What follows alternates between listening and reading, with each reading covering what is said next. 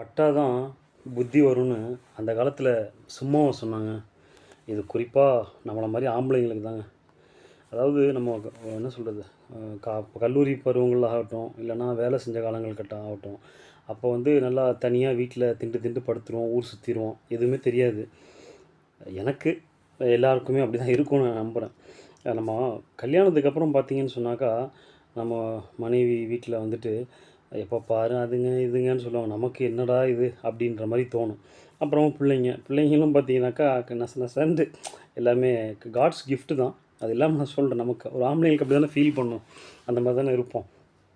So என்ன அப்படின்னா, இப்போது ஊருக்கு வந்து ஸ்கூல் லீவுங்கிறனால சரி ஒரு மாதம் அனுப்பி வச்சிருன்னு சொல்லிட்டு ஒய்ஃபை வந்து வீட்டுக்கு அனுப்பி வச்சுட்டோம். சரி அப்பா, நான் என்ன உண்மையாகவே சொல்கிறேங்க, அப்பா ரொம்ப ஃப்ரீடமாக நம்ம வந்து அமைதியாக குவைட்டாக இருந்துக்கலாம், எந்த பிரச்சனையும் இருக்காதுடா அப்படின்னு சொல்லிட்டு இப்போ உட்காந்ததுக்கப்புறம் தாங்க தெரியுது, ஐயோ முடியலடா டேய். அதாவது வெளியே காசு கொடுத்து காசு இருக்குது, வெளியே திங்கிறது ஒவ்வொரு நாளும் சாப்பிட்றதுங்கிறது அது ஒரு அக்கப்புறம் இருக்குது. அப்புறமா நான் வந்து வேலை முடிச்சுட்டு நம்ம வீட்டுக்கு வரோம். ஒரு ஒரு 6, 7 மணிக்கு வந்துட்டோன்னா 7 மணிலேருந்து சும்மாவே நம்ம தூக்கம் வராது. நைட்டு 12 மணி வரைக்குங்கும்போது தூக்கமே வரமாட்டேங்குது. அ அப்படி என்ன சொல்கிறது, எவ்வளோ நேரம் தான் நம்ம ஃபோனை வச்சு நோண்டிகிட்டு இருக்கிறது, எவ்வளோ நேரம் தான் டிவியை பார்க்குறது, இல்லை எவ்வளோ நேரம் தான் யார்ட்டையும் பேசுறது.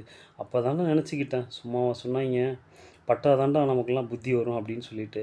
அதாவது நம்ம குழந்த, நம்ம மனைவி இவங்கெல்லாம் நம்ம கூட இருந்தால் மட்டும்தாங்க நம்மளும் சிரித்த முகமாகவே என்னதான் இருந்தாலும் அவங்க நமக்கு நமக்கு அவங்க தான் அப்படிங்கிற ஒரு வாழ்க்கை முறையில் நல்லபடியாக போயிடும். அப்படி மட்டும் தனியாக விட்டுட்டீங்க, அப்புறம் நமக்கு தான் கஷ்டம், பார்த்துக்குங்க அப்படின்னு சொல்லி நான் இன்றைக்கி முடிச்சுக்கிறேன். தேங்க்யூ.